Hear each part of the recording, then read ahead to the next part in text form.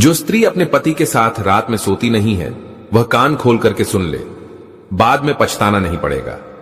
नमस्कार मित्रों, स्वागत है आप सभी दर्शकों का फिर से हमारे चैनल प्राचीन जानकारी में। मित्रों, आज की वीडियो आपके लिए बहुत कुछ खास होने वाली है, जिसमें आज का विषय है, आज की हमारी चर्चा है कि जो स्त्रियां रात्रि में अपने पति के साथ शयन कक्ष में सोती नहीं है या अपने पति को साथ सोने देती नहीं है तो उनको बाद में पछताना ही पड़ता है।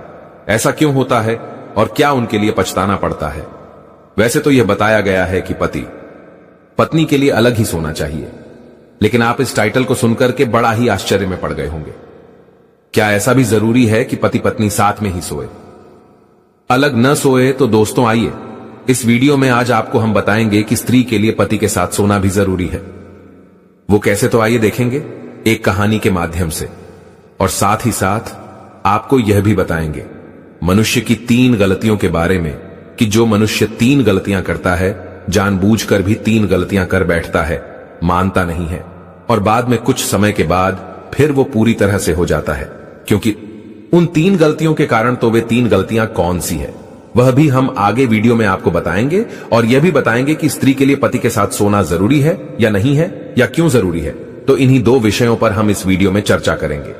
बस आपसे निवेदन है कि आप हमारी वीडियो के साथ अंत तक हमारे साथ जुड़े रहे, और जो भी हम कहानी के माध्यम से आपको समझाने के लिए जा रहा है उस चर्चा को ध्यानपूर्वक सुने और कमेंट बॉक्स में श्रद्धा से राधे कृष्णा जरूर लिखे। भगवान कृष्ण आपकी सारी मनोकामनाएं पूर्ण करेंगे। तो चलिए दोस्तों, बढ़ते हैं आगे। प्रिय दर्शकों, एक समय की बात है, देवर्षि नारद जो थे भगवान नारायण का जाप करते हुए पृथ्वी लोक का भ्रमण कर रहे थे। तभी उन्होंने देखा कि एक आदमी काफी तेजी से जंगल की ओर रात्रि में चला जा रहा है। देवर्षि नारद उस आदमी को देख करके आश्चर्यचकित हो गए। सोचने लगे, इतनी रात में हर कोई अपने अपने घर में घोर निद्रा में सो रहा होगा, लेकिन यह आदमी जंगल की ओर रात्रि में क्या करने जा रहा है और कहां जा रहा है? ऐसा सोचते हुए देवर्षि नारद उस व्यक्ति का पीछा करने लगते हैं। वे आदमी आगे आगे जा रहा था और देवर्षि नारद उस आदमी का पीछा करते करते आकाश मार्ग से होते हुए उसके पीछे पीछे जा रहे थे। दोस्तों, कुछ देर बाद वो नौजवान युवक एक झोपड़ी के पास पहुंच जाता है, जहां पर एक अत्यंत सुंदर स्त्री झोपड़ी के बाहर खड़ी हुई थी। देखने में बहुत ही सुंदर थी। स्त्री उस नौजवान को आते हुए देखकर कहती है, आइए, काफी देर से मैं तुम्हारा इंतजार कर रही थी, तुम काफी देर से आए हो।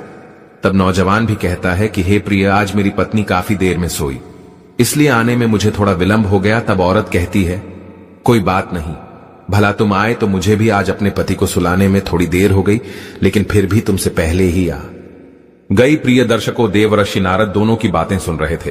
तभी औरत कहती है, चलिए अब हम दोनों अभी झोपड़ी के अंदर जल्दी चलते हैं और जिंदगी का असली आनंद लेते हैं। इतना कहने के बाद में दोनों झोपड़ी के अंदर चले गए।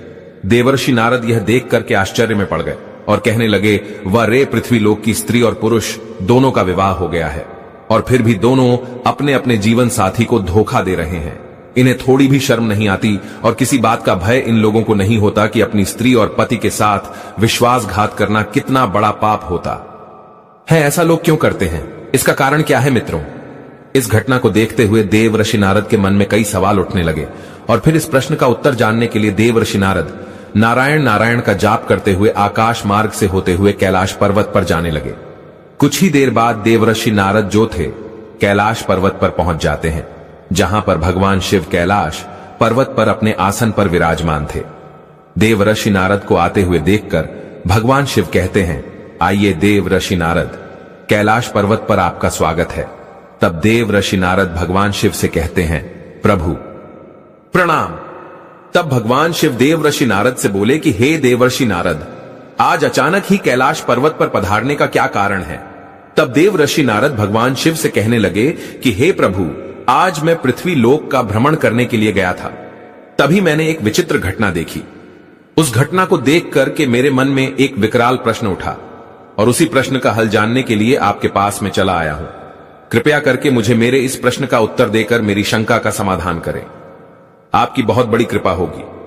तब भगवान शिव कहते हैं कि देवर्षि नारद, तुम निश्चिंत होकर के अपने प्रश्न पूछो, मैं तुम्हारे प्रश्न का उत्तर अवश्य दूंगा। भगवान शिव के मुख से इतना सुनते ही देवर्षि नारद कहने लगे कि हे प्रभु, मैं आपसे जानना चाहता हूं, कुछ स्त्रियां अपने पति के साथ सोती नहीं हैं, न रथ कीड़ा करने देती है। और हे प्रभु, मनुष्य अपने जीवन में कौन सी 3 गलतियां कर देता है जिससे उसे जीवन भर पछताना पड़ता है, और जो लोग वे गलती नहीं करते हैं उनका जीवन हमेशा खुशहाल बना रहता है। मनुष्य को अपने जीवन में कौन सी 3 कार्य कभी नहीं करने चाहिए। दोस्तों, भगवान शिवदेव ऋषि नारद के मुख से इतना सुनते ही कहते हैं कि हे देव ऋषि नारद, आज तुमने बड़ा ही उत्तम प्रश्न किया है, जो समस्त मानव कल्याण हेतु अत्यंत महत्वपूर्ण यह प्रश्न है। यह प्रश्न प्रत्येक मनुष्य को एक बार अवश्य जानना चाहिए, क्योंकि कुछ लोग जवानी में कुछ गलतियों के कारण अपने संपूर्ण जीवन को बर्बाद कर लेते, और जो लोग अपनी जिंदगी को खुशहाल बनाना चाहते हैं उन्हें यह बातें जानना अति जरूरी है। देव ऋषि नारद, अब मैं तुम्हें एक अत्यंत महत्वपूर्ण और ज्ञानवर्धक कथा के माध्यम से सभी प्रश्नों का उत्तर बताने के लिए जा रहा हूं। तुम इस कहानी के लिए बहुत ही ध्यानपूर्वक सुनना। भगवान शिव के मुख से इतना सुनते ही देव ऋषि नारद कहने लगे कि हे प्रभु, आप कृपया करके कहानी को जल्दी से आरंभ कीजिए। मैं आपको वचन देता हूं कि इस कहानी को शुरू से लेकर अंत तक अवश्य सुनूंगा, और हे प्रभु, इस कहानी का व्याख्यान समस्त लोकों में जाकर के करूंगा। दोस्तों, फिर भगवान शिव जो है वो कथा को आरंभ करते हैं और कहने लगे कि हे देव ऋषि नारद, पूर्व काल की बात है। एक नगर में बहुत ही सामान्य जीवन जीने वाला एक किसान रहता था, जिसका एक पुत्र था। उसका नाम था राघवेंद्र। किसान बहुत धनी था, उसके पास बहुत धन था, क्योंकि किसान खेती के कार्य में काफी मेहनत करता था, इसलिए उसकी फसल अच्छी आती थी और बहुत सारा अनाज भी पैदा होता था। कुछ अनाज वे बाजार में बेच लेता, जिससे उसके पास कुछ पैसे हो जाया करते थे। भाई कुछ पैसे घर में रख लेता और कुछ पैसे में अपनी जरूरत पूरी करता था। किसान अपने पुत्र राघवेंद्र से बहुत ज्यादा ही प्रेम करता था और उसे आजादी भी उसने दे रखी थी, इसलिए राघवेंद्र काफी बर्बाद हो गया था। क्योंकि कहते हैं ना, आजादी अधिक पुत्र को नहीं देनी चाहिए, संतान के लिए अधिक आजादी ही उसको बर्बाद कर देती है और गलत रास्ते पर जाने से मजबूर कर देती है। क्योंकि भाई, ज्यादा आजादी पुत्र के लिए हानिकारक होती है, और एक दिन वह गलत मार्ग पर पहुंच ही जाता है, जैसा कि राघवेंद्र पहुंच गया था। वे राघवेंद्र जो था, गलत संगत के कारण जुआ खेलने लगा, और इतनी ही कम उम्र में अपनी काम वासना को शांत करने के लिए वो वस्या के पास भी जाने लगा था।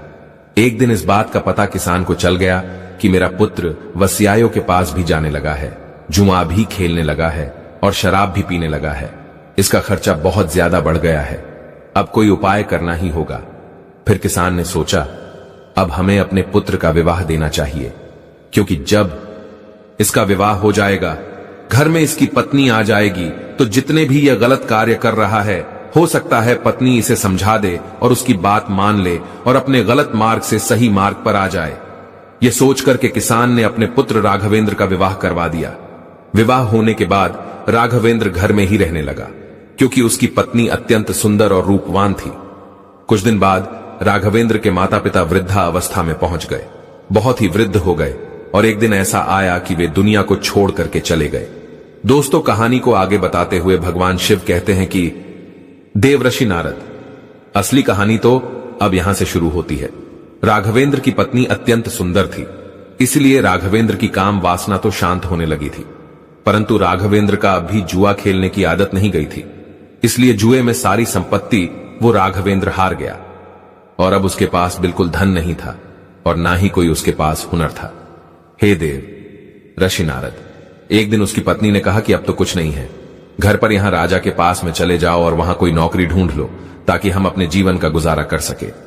भगवान से बोले कि नारद, समझने वाली बात है, अगर कोई व्यक्ति राजा के पास नौकरी मांगने के लिए जाता है तो राजा पहले उससे पूछते हैं कि तुम क्या कर सकते हो। अगर आपके पास कोई अच्छा हुनर है तो तुम्हें नौकरी भी दे देंगे या किसी कार्य पर रख लेंगे। अगर कुछ भी नहीं है तो बेकार आदमी समझकर आपको वहां से निकाल देंगे। हे देव ऋषि, इंसान की कला ही उसकी पहचान होती है, और राघवेंद्र के पास तो कुछ भी नहीं था, न धन था, न ही उसके पास हुनर था। इसलिए वो अपने जीवन के एक ऐसे मोड़ पर पहुंच गया था जहां पर इंसान का केवल पछतावा ही बचता है। उसके 2 पुत्र भी हो गए थे, उनका विवाह करना था, पैसे की बहुत ही जरूरत थी और राघवेंद्र के पास फूटी कौड़ी नहीं थी। घर चलाना भी मुश्किल होने लगा। राघवेंद्र दाने दाने के लिए मोहताज होने लगा। राघवेंद्र अपने शरीर की शक्तियों को पूरी तरह बर्बाद कर चुका था। एक दिन राघवेंद्र काम भाव से अपनी पत्नी के पास गया, तब उसकी पत्नी बोली, इस संसार में इंसान का सबसे बड़ा सुख केवल काम वासना ही नहीं होता, बल्कि जरूरतमंद लोगों की मदद करना भी होता है। और जो लोग काम वासना के चक्कर में अंधे हुए हैं, वो बर्बाद ही हो जाते हैं। हे स्वामी, अब मैं जो तुम्हें 3 गलती बताने के लिए जा रही हूं, बहुत ही गौर से सुनना कि मनुष्य 3 गलतियों को कर बैठता है। कुछ लोग अनजाने में करते हैं, कुछ लोग जानबूझ करके कर बैठते हैं, और जो गलती ये कर बैठते हैं बाद में पूरी तरह से बर्बाद हो जाते हैं। नंबर 1 गलती है, जो अपने जीवन के शुरुआती दिनों में अच्छी शिक्षा और हुनर नहीं सीखते हैं, तो अपने जीवन और करियर में कई तरह की दिक्कतों का सामना करते हैं। आपकी यही गलती आपको जीवन भर परेशान कर सकती है। नंबर 2, कामों को टालने की आदत। अगर आप अपने जवानी के दिलों में किसी भी काम को करने में आनाकानी करते हैं और उस समय का सही तरीके से इस्तेमाल नहीं करते हैं, तो ऐसा होने की वजह से आगे चलकर आपको अपने लक्ष्य को हासिल करने में काफी परेशानी भी हो सकती है। और नंबर 3 है, गलत संगत में रहना। अपनी जवानी के दिनों में गलत संगति में पड़ जाना और बुरी आदतों का लत लगा लेना आपको आने वाले समय में तरक्की करने से रोकेगा और आपको बर्बादी की ओर ले जाएगा। और सबसे जरूरी बातें हैं कि सेहत का ध्यान ना रखना। अगर आप जवानी के दिनों में अपने शारीरिक और मानसिक सेहत का ध्यान नहीं रखते हैं, तो समय में आगे चलकर आपको कई तरह की बीमारियां भी हो सकती हैं। इसीलिए अपनी सेहत का विशेष ध्यान रखना अति आवश्यक होता है। तुमने तो अपने जीवन की शुरुआत ही गलत कर ली, इसलिए आज हम लोगों को इस तरह दिक्कतों का सामना करना पड़ रहा है। अब मैं तुम्हारे साथ काम कीड़ा नहीं करना चाहती हूं, बस तुम्हारे साथ सोना चाहती हूं ना, सुलाना चाहती हूं। अब उम्र आधी से ऊपर हो गई है, मैं भगवान की सेवा करना चाहती हूं। भगवान हम लोगों की सहायता अवश्य करेंगे। अब यही समय है कि आत्मा को परमात्मा से जोड़ने का बाल अवस्था यानी जवानी तक लोगों का जीवन ब्रह्मचारी होता है। ब्रह्मचारी के बाद लोग विवाहित जीवन में जाते हैं। विवाहित जीवन में आने के बाद पुत्र की कामना करते हैं, पुत्र होने के बाद बहू की कामना करते हैं, फिर बूढ़े हो जाते हैं और फिर उस ब्रह्मचारी जीवन में वापस चले जाते हैं जहां से विवाहित जीवन में आए थे। इसलिए अब ब्रह्मचारी में जाना ही बेहतर है। जिस तरह युवा अवस्था को बर्बाद किया है, उस तरह वृद्धावस्था को लोगों को बर्बाद नहीं करना चाहिए। पूजा, ज्ञान, सत्संग, भजन करना चाहिए और मैं अपने आप को बर्बाद होने देना नहीं चाहती हूं। अब तो तुम समझ ही गए होगे कि मैं तुम्हारे साथ काम क्रिया क्यों नहीं करना चाहती हूं और क्यों नहीं सोना चाहती हूं। अब हम लोगों का केवल एक ही लक्ष्य है, अपने बच्चों का विवाह कर देना। तुम काम क्रिया भूल करके मेहनत पर ध्यान दो, भगवान हम लोगों की जरूर सुनेगा। मित्र, कहानी को आगे बताते हुए भगवान शिव कहते हैं कि देव ऋषि नारद उस राघवेंद्र की पत्नी ने सही कहा था कि जो मुझसे सच्चे मन से जुड़ जाते हैं, उन्हें कभी कोई चीज की तकलीफ हो ही नहीं सकती है। फिर क्या होता है, उस औरत को एक बूढ़ी औरत मिल जाती है और वे बूढ़ी औरत जो थी अपना सारा धन संपत्ति उसको दे देती है और उसके घर में रहने लगती है। कहती है कि मेरे पास कोई पुत्र नहीं है, तुम ही सबको संभालो, मुझे 2 वक्त की रोटी मिल जाए, इतना ही मेरे लिए काफी है। फिर वे बूढ़ी औरत राघवेंद्र के घर ही रहने लगी। राघवेंद्र ने अपने दोनों लड़कों का विवाह भी किया और हंसी खुशी से पूरे परिवार में रहने लगता है। भगवान शिव कहते हैं कि देवर्षि नारद उस बुढ़िया के धन से राघवेंद्र का परिवार जो था उसमें सुधार तो आ गया, उसके घर में धन भी हो गया, लेकिन वो राघवेंद्र जो था थोड़ा गलत मार्ग पर पहुंच गया। उसकी स्त्री ने उसके साथ सोने से मना कर दिया, काम क्रिया करने से भी मना कर दिया और इसीलिए राघवेंद्र जो था दूसरे रास्ते पर निकल गया, जो रास्ता राघवेंद्र के लिए बहुत ही गलत था, जिसे आप देख करके आ रहे हो। राघवेंद्र जो था एक स्त्री के प्रेम के जाल में फंस गया था, क्योंकि उसकी स्त्री जो थी न तो उसके साथ सोती थी, न उसे सोने देती थी और ना ही उसकी काम वासना को शांत करने के लिए उसके साथ रथ क्रिया करती थी। और अपनी काम वासना से पीड़ित होकर के राघवेंद्र जो था दूसरी स्त्री के प्रेम के जाल में फंस जाता है और रात्रि में अपनी पत्नी को सुलाने के बाद में गांव से बाहर एक झोपड़ी में जाकर के उस स्त्री के साथ अपनी काम वासना को शांत करने के लिए उसी झोपड़ी में रथ क्रिया करता है और रथ क्रिया करने के बाद में दोनों अपने अपने घर चले जाते हैं। भगवान शिव कहते हैं कि देव ऋषि नारद, मेरे कहने का मतलब है कि स्त्री के लिए यह भी नहीं करना चाहिए, एकदम से इस तरह से अपने पति का त्याग नहीं करना चाहिए जिस तरह से राघवेंद्र की पत्नी ने कर दिया था, क्योंकि एकदम जो स्त्री अपने पति के साथ सोना छोड़ देती है और उसके साथ रथ क्रिया करना बंद कर देती है, तो पति जो है वो गलत मार्ग पर निकल ही जाता है, क्योंकि अपने पति के लिए धीरे धीरे सही मार्ग पर लाया जा सकता है, एकदम नहीं लाया जा सकता। आइए देवर्षि, मैं स्त्रियों के लिए 3 महत्वपूर्ण ये बातें बताता हूं जो स्त्री के लिए कदापि नहीं करनी चाहिए। नंबर 1 है, स्त्री के लिए अपने पति के साथ रात्रि में विश्राम करना, उसके साथ सोना बिल्कुल बंद नहीं करना चाहिए, एकदम नहीं छोड़ना चाहिए। और जो स्त्रियां अपने पति के साथ रात्रि में सोने से इनकार करती है और बंद कर देती है, तो पति जो है फिर दूसरी स्त्रियों की तलाश में निकल ही जाता है। इसलिए स्त्री को चाहिए कि अपने पति के साथ रात्रि में सोने का त्याग ना करे। और नंबर 2, स्त्री को यह भी चाहिए कि अपने पति के साथ रथ क्रिया करना भी बंद ना करे। जो स्त्री अपने पति के साथ में रथ क्रिया नहीं करती है, एकदम उसे बंद कर देती है, तो पति व्यभिचारी बन जाता है और वह पराई स्त्री के साथ विचार करने लगता है। क्योंकि स्त्री ही जो है वह अपने पति को वर विचार करने से बचाती है, और वरना पति तो व्यभिचारी बन ही जाता है। जो स्त्री अपने पति की सारी इच्छाएं पूर्ण करती है और एक दिन सही मार्ग पर लाकर के उसे खड़ा कर देती है, तो वही स्त्री उत्तम मानी जाती है। और जो स्त्री अपने पति के शारीरिक संबंधों का त्याग कर देती है, तो वह अपने पति के वर विचार होने की दोषी कहलाने लगती है।